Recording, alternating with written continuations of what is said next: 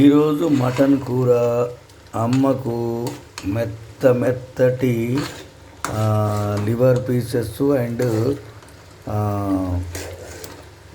Kidney pieces వెతికి వేస్తున్నాను. వేస్తే ఏమంటాము, లివర్ పీసు, కిడ్నీ పీసెస్ ఇవన్నీ మటన్లో మంచి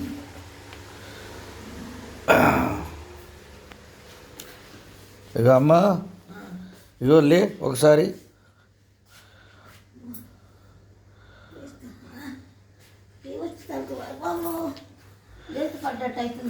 లేవక మరి సోలుగుతుంది పానం.